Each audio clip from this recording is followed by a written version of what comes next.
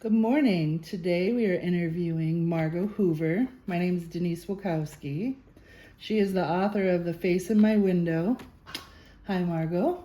Hello. Tell me about yourself.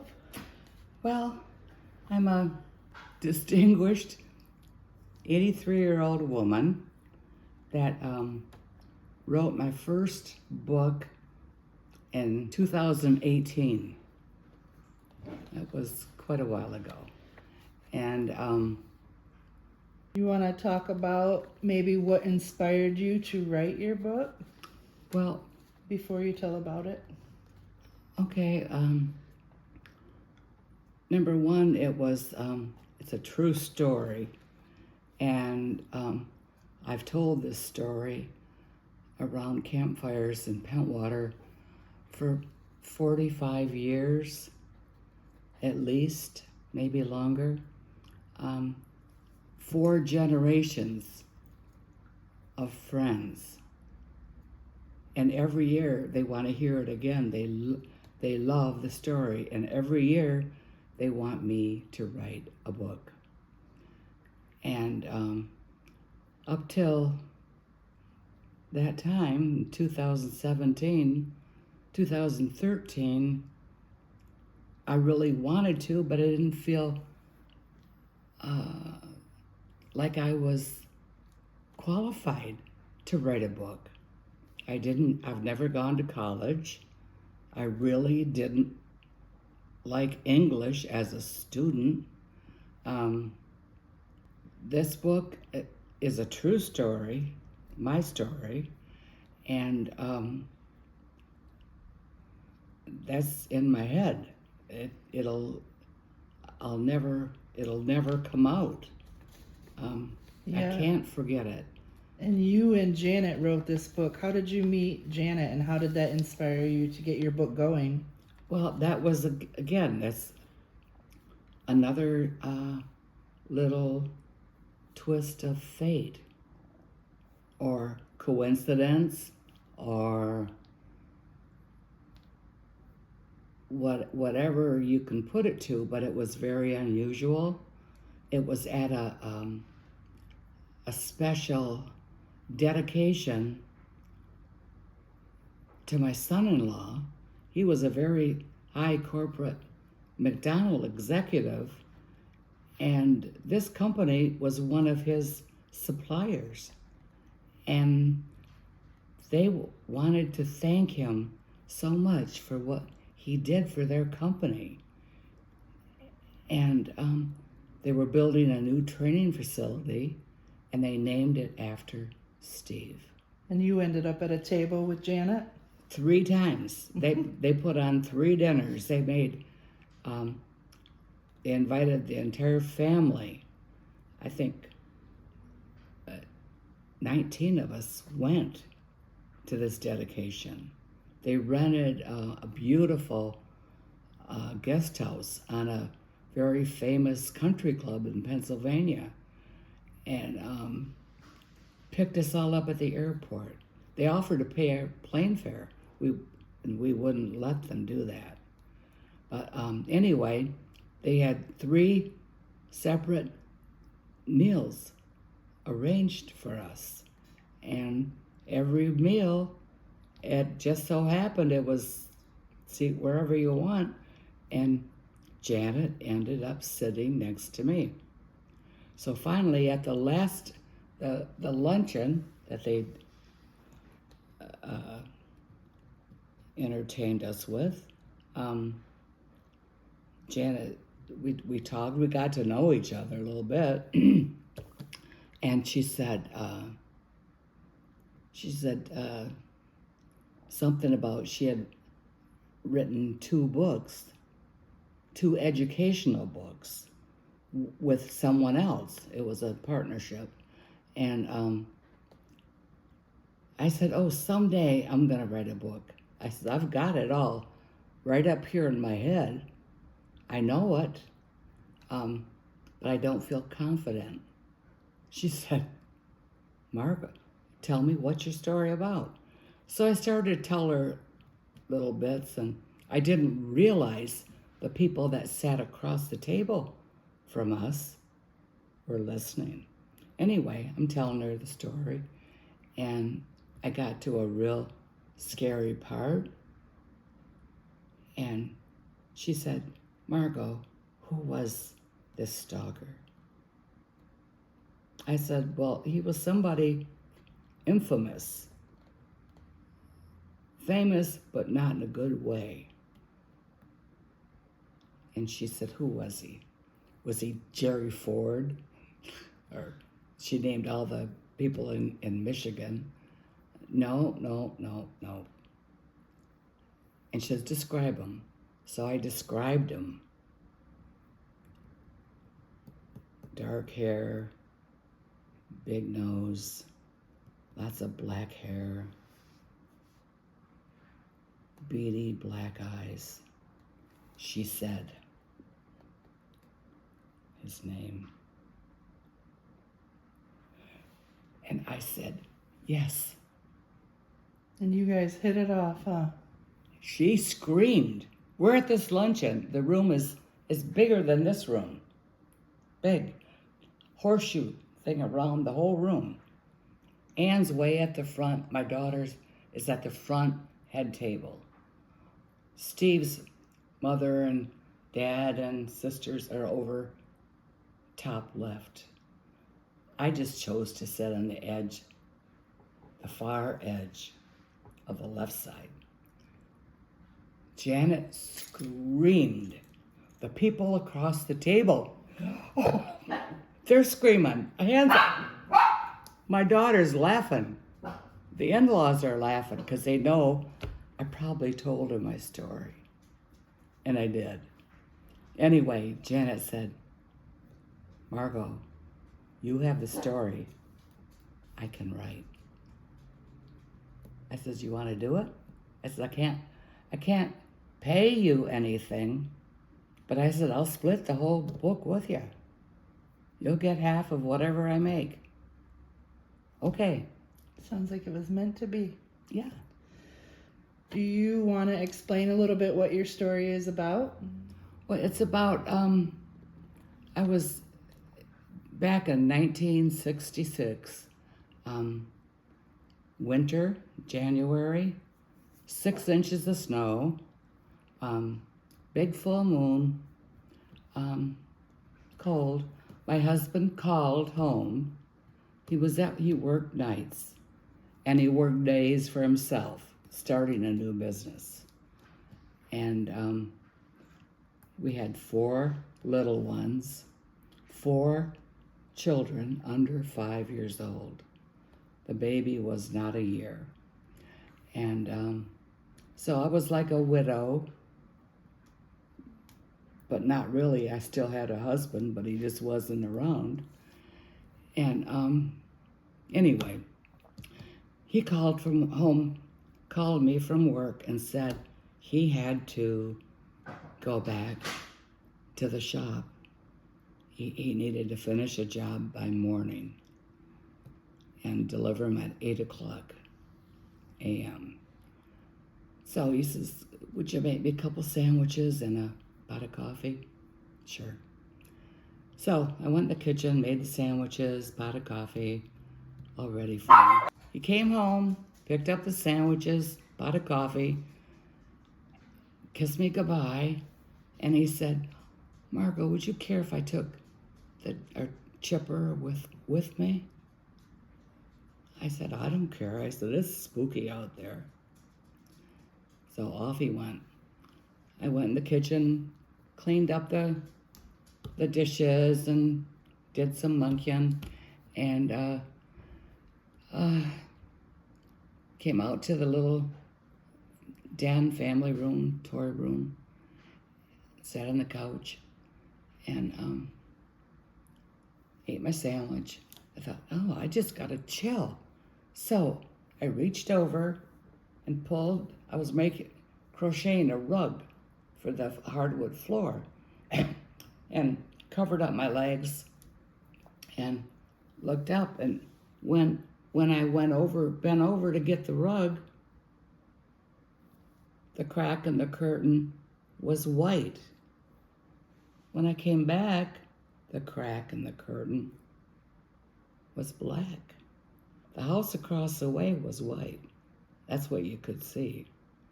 Now I said, Margo, to myself, you've got to get up and look. You won't be able to sleep tonight. You'll be up all night and tired all day tomorrow. So get up. I got up so fast that the rug went flying this way, the crochet hook went flying that way, and it went ding, ding, ding on the floor. Never forget that dinging. Jumped up, pulled back the curtain, and there was this head with black hair. Oh my God. I rapped on the window. My wedding ring clicked and made a loud sound. The person raised his head, and it wasn't a cousin of mine. It was no one I ever saw before. He had a great big nose, beady black eyes that didn't move or didn't follow you. They were weird eyes.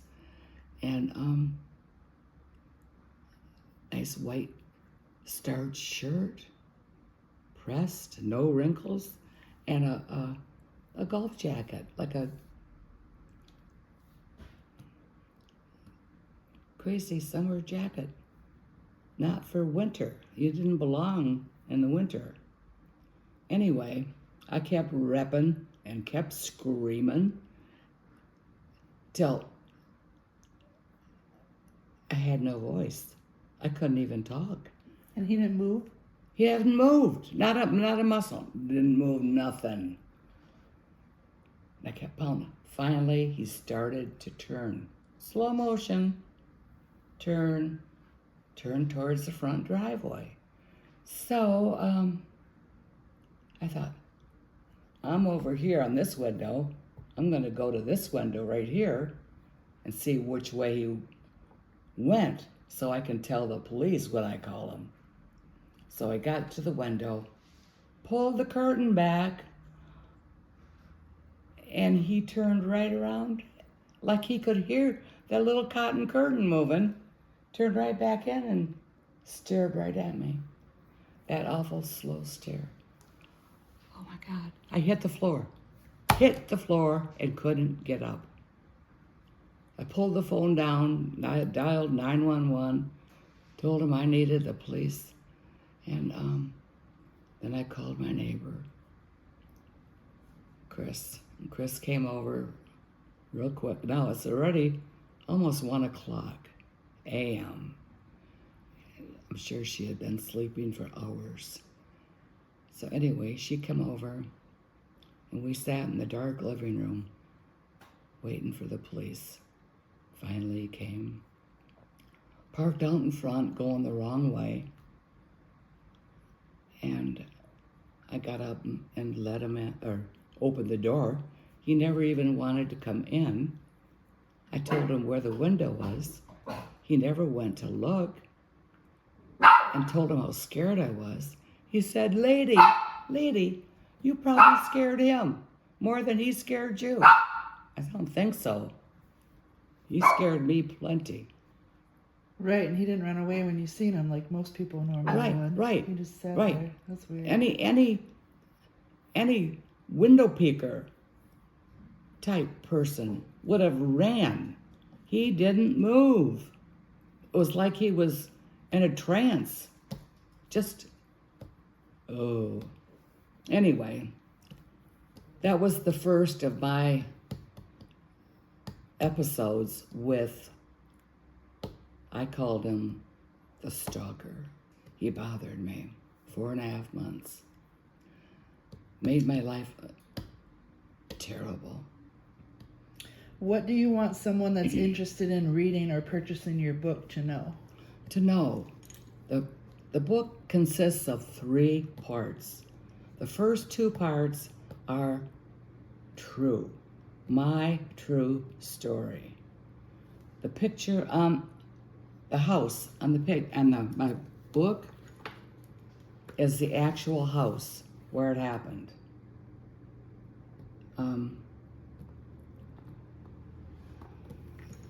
It's my story.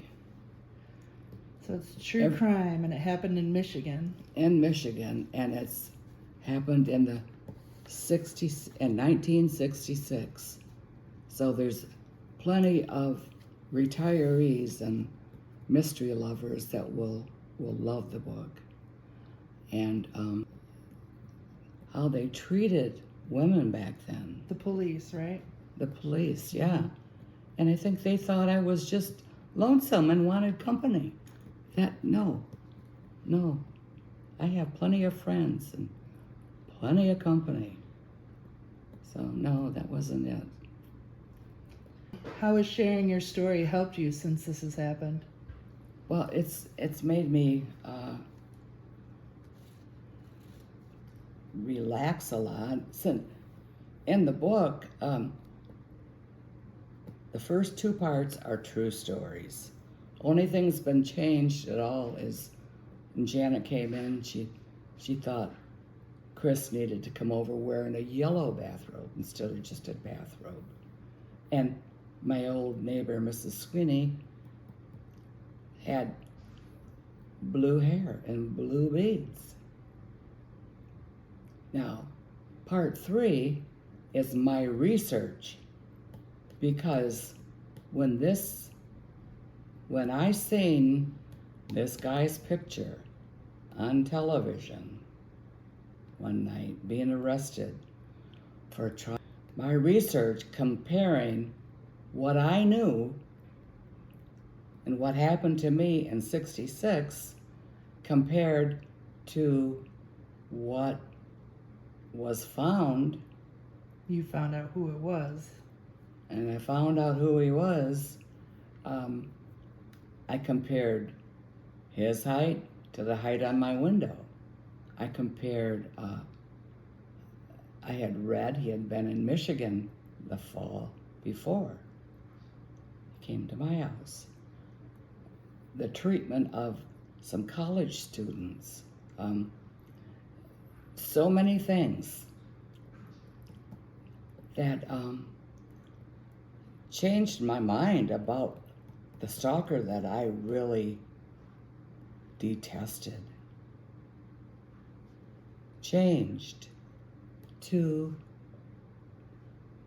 someone I felt sorry for, that I felt was duped, okay, and spent all these years, over 50 years, in prison for.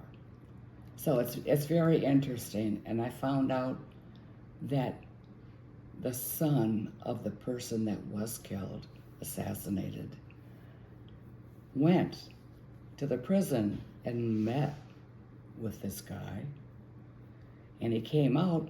Guess what? This happened in June of 2018. My book was published February of 18, okay? He came out with the same conclusion that I did. That's crazy. So it's something you have to read. There's lots more that goes with it. I've had good reviews. I've had decent sales. I've had people that want me. I'm writing another book now, Memories, called Memories. Yes, there are angels among us, to get ready for publication. And so it's exciting. People that have read my other book want this one already. Anyway, that's enough of that. Next question. What memories from 1966 do you have onto that you didn't share in your book, that you held to yourself? Well, there are a few, and very few, but there are some that I wanted in the book, but Janet didn't think we should put them in. I don't know exactly which ones, because I forgot them. Nothing you probably want to share, it sounds like. No. Okay. It's just that more things are coming out and more people are agreeing with the same items that I found wrong, and that he was not fairly convicted. Her books are available right now at Schuler Books in Grand Rapids on 28th Street. They're also available online through Amazon, Barnes & Noble, and there's a couple more that I'll list in the description once we post this video. She also is available at Kent County Public Libraries, all of them, and Georgetown Public Library, which is in Jenison, Michigan. And those are free if you wanted to check it out before you purchased it, just to read it or browse through it.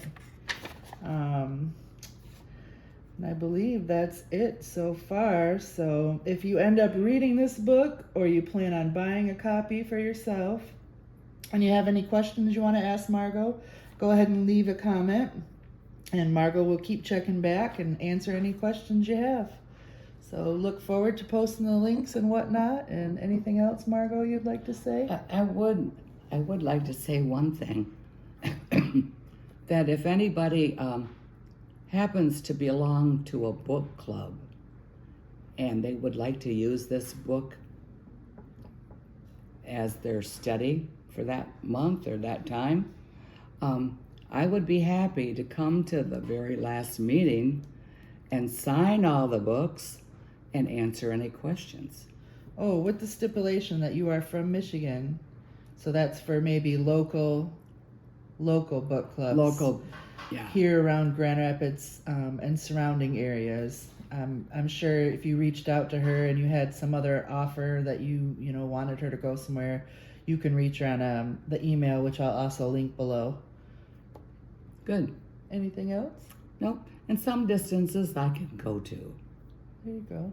Well, that's good to know. And I have my partner lives in Chicago, Naperville, and she has a summer home in Phoenix. So we kind of got a little bigger area covered. Yep, and you carry books with you when you go to these. Yes, I bring books. That would be available for sale for, I believe, the same price. Yeah. $15.99. Yeah. I did have a nice book presentation at Forest Hills Art Center, their learning cafe, and that sold out, didn't it? it did. I went to the anyway. No, I'm not telling that was not nice, but Jeannie called me and said, "Margo, we've got your book is under. We just publicized and started offering reservations, and this is February. It's not going to be done till April 27th. Anyway, she called me on a Thursday or Friday. She called me back the following Monday and said, Margo, we're sold out. Every seat was sold. They said standing room only. That's awesome. Yeah, I had grandkids that wanted to come and hear me. Now I had to talk for 45 minutes on the book, which I can do. And then do a question and answer, and then I signed them. Yep. But it was very exciting. Aww. Well, it's a pleasure as always. Yes. And this was fun. Until next time, y'all. Bye.